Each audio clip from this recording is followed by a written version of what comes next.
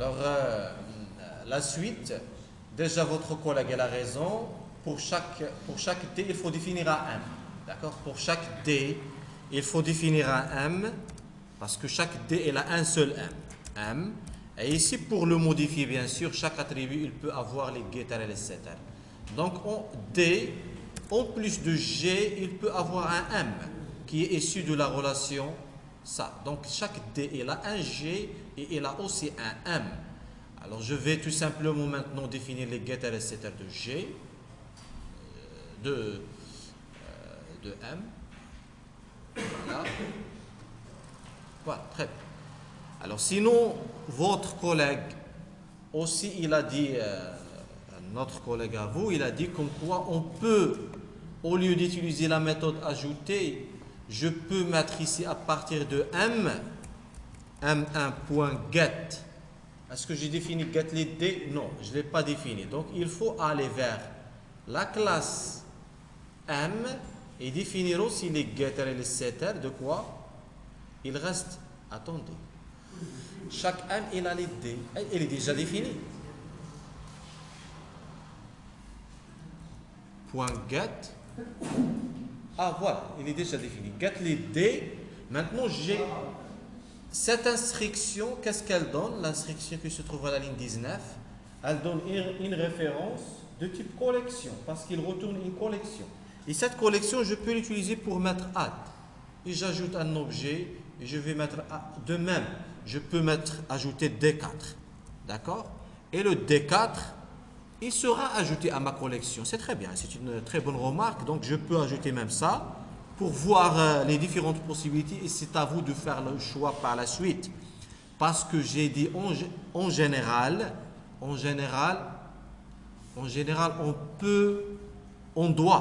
doit mettre une méthode ajoutée s'il s'agit d'une collection.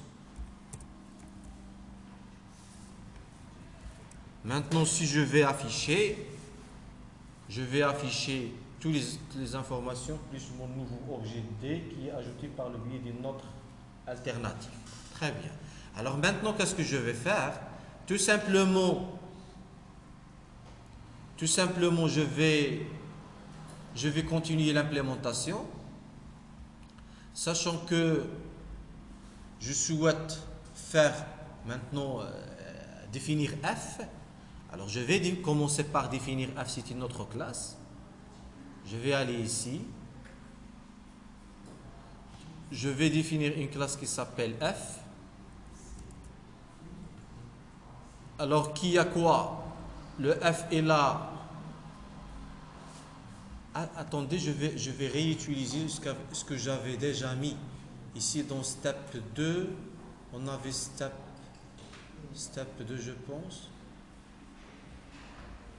Donc, c'est le même code. Donc, je vais utiliser ce code-là. Attendez, je vais mettre ça, copier, copie. Tout simplement pour ne pas... Et ça, je vais le supprimer. Au lieu de réécrire le code. Parce que dans l'atelier précédent, nous avons utilisé la même chose. Donc, maintenant, mon F, il a quoi? J'ai redéfini le constructeur parce que je dois le redéfinir. J'ai ajouté un attribut X. Vérifier est-ce qu'il existe. Voilà, j'ai un attribut qui s'appelle, il est où déjà? Voilà, normalement il doit apparaître avant. Donc j'ai un attribut qui s'appelle X. J'ai redéfini le constructeur. J'ai mis en place une méthode qui s'appelle U. J'ai une méthode qui s'appelle H, qui réutilise la méthode H de la classe mère. Et qu'est-ce qu'il reste encore? M, la méthode M. Donc la méthode M, je pense, elle existe aussi. J'ai pas redéfini la méthode M. Donc je vais la redéfinir. Donc public, ou bien je vais tout simplement mettre M contrôle espace. Il va me demander ça. Si vous avez remarqué, il a redemandé de la redéfinir. D'accord? Au lieu d'avoir A ici, je peux avoir A plus 1. D'accord? B plus 1. D'accord? C. B, c'est pas plus 1 parce que c'est une chaîne de caractères. Et c'est pas grave. Il va ajouter 1 comme. Il va faire le transtypage, c'est pas grave. Donc je vais utiliser tout simplement ça. Alors maintenant, j'ai défini mon F. Qu'est-ce qu'il a le F? Le F, il a X, il a U, il a M, il a H et quoi? Quoi d'autre? Il a un A, un B, un C et il a une collection de D. D'accord? Parce que même la collection de D, elle apparaît en tant qu'attribut dans la classe mère. Donc maintenant, puisque F est en M, donc il a A, B, C et il a les D. Donc je vais maintenant, dans mon scénario d'exécution, je vais tout simplement créer un autre objet, mais cette fois-ci de type F. Je vais mettre F1 égale à new F. D'accord? Sinon, il n'y a pas de constructeur sans paramètre, donc je dois utiliser un constructeur avec paramètres. Donc je dois mettre 1, ici mon F qui s'appelle F, et ici qu'est-ce que je vais mettre? 33,44. Qu'est-ce qu'il y a? X. Ah oui, X, il vient dans quel ordre? Le dernier. Donc ici, le X c'est un entier. Le X c'est un entier. Qu'est-ce que je vais faire avec F1? Je peux mettre affiché. D'accord? Attendez, point H. Qu'est-ce que je fais dans H? De F, qu'est-ce que je fais? Je réutilise la méthode H de M. Le F. Je ferme pour que je sois sûr que je travaille sur ce F là. Qu'est-ce qu'elle fait afficher H? Je réutilise H de la classe mère, c'est-à-dire je vais afficher A, B, C, la collection de D. Mais ici, je n'ai pas encore ajouté aucun D dans F. C'est-à-dire je ne vais rien afficher pour les D. Mais je vais afficher A, B, C et X. Donc si je vais réexécuter, pour D, voilà. Pour F plutôt, il a un A qui est égal à 1. Un B qui est égal à moins F. J'ai voulu écrire mon F, c'est pas grave. C'est la valeur est X. Maintenant, je vais ajouter dans F, dans M, dans la classe programme, je vais ajouter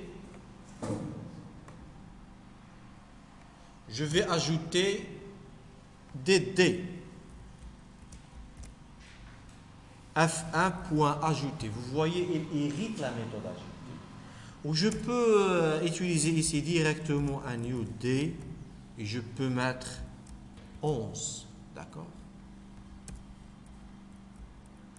Je peux ajouter plusieurs D. D'accord? Je peux ici, au lieu de mettre D5 égale à new D, je peux mettre directement. J'ai ici des objets anonymes. Ils s'appellent des objets anonymes. Alors, ici 13. Je varie l'utilisation et l'implémentation pour... D'accord, alors ici, tout simplement, qu'est-ce que je vais mettre? Je vais afficher pour le F, les tests qui concernent F. Alors, après les tests qui concernent M, j'ai les tests maintenant qui concernent F. Alors, le F, vous voyez qu'est-ce qu'il a? Il a un texte, une valeur de type table, et il a des D, et il a un X. D'accord? Qu'est-ce que je suis en train de faire? Mon diagramme, je suis en train de refléter la réalité de ce diagramme de classe. Qu'est-ce qu'il reste? Il reste que le F, il peut avoir un ensemble de E.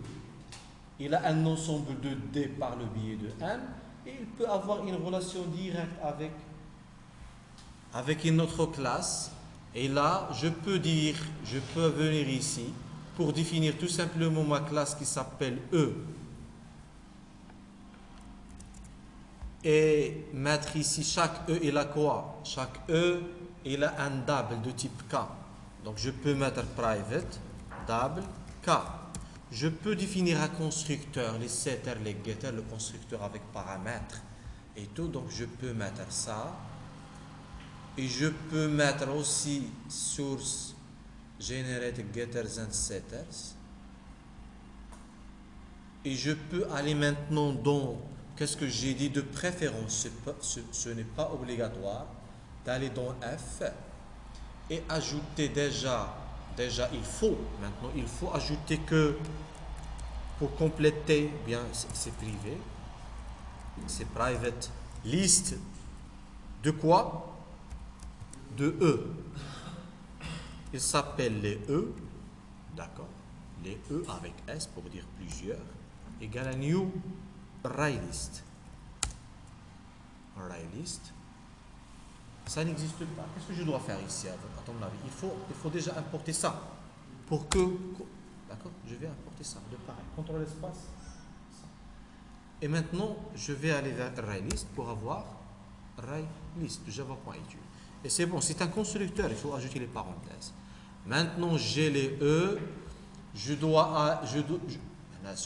pas obligatoire, comme il a dit votre collègue, mais il vaut mieux, d'accord? Il vaut mieux pour une meilleure gestion, il faut ajouter une autre méthode qui s'appelle, cette fois-ci, je l'ai appelée add, d'accord? Il ne faut pas faire de confusion cette fois-ci avec la méthode add de la collection. Qu'est-ce qu'il reste ici? Bien sûr, ajouter quoi? Ajouter un E. Alors, qu'est-ce que je dois faire? Les E, point add. Ce add là et ce add, ce ne sont pas les mêmes. Ce add appartient à la collection, mais ce add c'est le mien, c'est celui de la méthode F. Alors ici, ajouter un E, et voilà. Donc,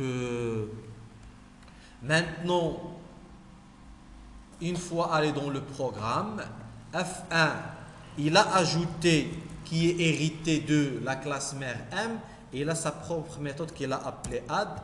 Et cette fois-ci, je peux mettre un new E, par exemple 66. Voilà. D'accord?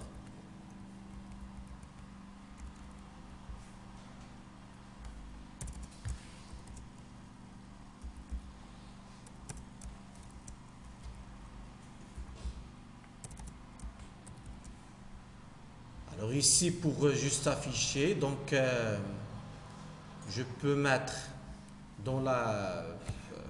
Il faut aller maintenant. Si j'exécute, qu'est-ce que je vais avoir? Bien sûr, jusqu'à maintenant, je n'ai pas affiché les E de F. Je ne vais pas afficher les E de F. Il faut les afficher après X. Donc, qu'est-ce qu'il faut faire? Il faut encore personnaliser la méthode H. Donc, il faut aller vers cette méthode-là et encore la personnaliser. C'est-à-dire, je peux mettre ici, je peux mettre la fiche descriptive de mon H qui est partagé avec M. Et ici, je peux mettre, si vous avez face à une facture, c'est numéro de facture, date de facture et ainsi de suite. Mais ici, la liste des produits. Liste maintenant de D. D'accord? Attendez. Non. F, super.h. Où j'ai affiché les D, oui, je les ai affichés dans le main. Est-ce que j'ai affiché les D? Oui, j'ai affiché les D. Ah oui, parce que les D appartiennent à M. Très bien. Donc, oui. Donc, fiche de D avec le message, il faut le mettre dans M. Ce message-là, il faut le mettre dans la classe parce que je vais le réutiliser tout simplement. Il faut le mettre ici, dans le H de M. Dans le H de M. Voilà. Donc ici, il y a la fiche, il y a la liste de D, mais elle contient aussi la fiche, normalement, sinon je peux mettre ici sous fiche, et je l'efface de l'autre côté. La fiche, la liste de D. Donc ce texte-là, je vais l'afficher. Maintenant, à l'aide de ça, je vais afficher les fiches et la liste de D, la fiche et la liste de D. Et par la suite, je peux ajouter un autre message. C'est so, liste de E. et j'affiche les E. D'accord? Donc, for E, E, dans les E, qu'est-ce que je vais faire? Ciseaux E de point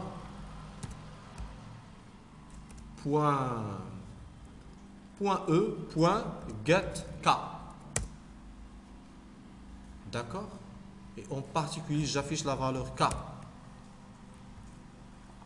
Et finalement, j'affiche le X. Supposons que c'est le total. C'est sous, d'accord? C'est une facture. C'est sous X, finalement. X égale. D'accord? Donc, je peux faire ça. Vous voyez, donc, je suis en train de personnaliser mon... Voyez, donc, pour le F, voilà, sa fiche, elle est là. La liste des D qui appartient à la fiche. Par la suite, j'ai la liste de E et j'ai le X que pour représenter le total. Maintenant, vous pouvez imaginer n'importe quel diagramme de classe qui peut avoir la même forme. Et vous êtes capable de l'implémenter de manière très correcte. Qu'est-ce qu'il reste? Il reste les interfaces graphiques et ainsi de suite. Maintenant, pour le G, c'est pareil. Donc, si nous avons fait pour le F, c'est la même chose que la même démarche que vous allez adopter pour faire le G. Alors ça, c'est pour la deuxième démonstration. Je ne sais pas, est-ce que